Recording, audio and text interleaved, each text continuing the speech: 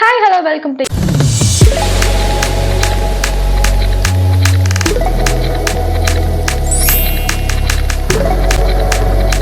இன்னைக்கு ஒரு சின்ன வீடியோ உங்களுக்காக நான் எடுத்துட்டு வந்திருக்கேன். ஸோ வீடியோக்குள்ள போலாம். சூரியன் உதயத்துக்கும் சூரியன் அஸ்தமனத்துக்கும் காரணம் பூமி சுத்திக்கிட்டே இருக்கிறது தான் நம்மளுக்கு தெரியும். ஒருவேளை பூமி சுத்துறதை நிறுத்திடுச்சுன்னா என்ன ஆகும்? நம்மளால நினைச்சு கூட பார்க்க முடியாத அளவுக்கு ஒரு மிகப்பெரிய பேரழிவு வரும்னு சயின்டிஸ்ட் எல்லாம் சொல்லியிருக்காங்க. ஒரு சர்டன் சைஸ் ஆஃப் ஸ்பெரிக்கல் ஷேப்பை விட பெருசா எதெல்லாம் சன்னை சுத்தி வருதோ அதுதான் பிளானட்னு கன்சிடர் பண்ணிப்பாங்க இல்லையா? அதுல பூமி ஒரு அற்புதமான பிளானட்னு சொல்றாங்க. அது என்ன பூமி மட்டும் ஒரு அற்புதமான பிளானட்? ஏன்னா மனுஷங்க இது வரைக்கும் ஸ்பேஸ்ல போய் நிறைய ஆய்வுகள் பண்ணியிருக்காங்க. ஆனா இது வரைக்கும் உயிரினங்கள் எங்கேயுமே கண்டுபிடிக்கப்படலை. அப்படின்னா பூமி நிச்சயமா ஒரு அற்புதமான பிளானட் தானே.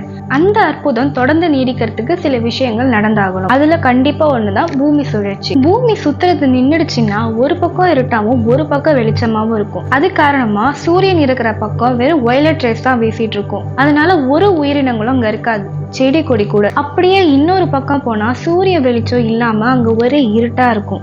அங்கேயும் ஒரு செடி கொடி கூட முளைக்காது. ஆக மொத்தம் பூமியில எந்த ஒரு உயிரினமும் இருக்காது. இந்த பூமி எதுவும் போனா போகட்டும்னு சுத்தல. மணிக்கு 1770 கிலோமீட்டர் அசூர வேகத்துல சுத்திட்டு இருக்கு. இப்படி சுத்திட்டு இருக்கிற பூமி திடீர்னு சடன் பிரேக் போட்டுச்சுன்னா என்ன ஆகும் தெரியுமா? பூமி மேற்குல இருந்து கிழக்கு நோக்கி சுத்திட்டு இருக்கிறதுனால மேற்குல இருக்கிற ஆப்பிரிக்கா கடல் அப்படியே எழும்பி வங்கக்கடலோட சேர்ந்துரும். அது மட்டும் இல்லாம அரபு நாட்டுல இருக்கிற நிலப்பரப்பு எல்லாமே வானத்தை நோக்கி வீசப்படும்னு சொல்றாங்க.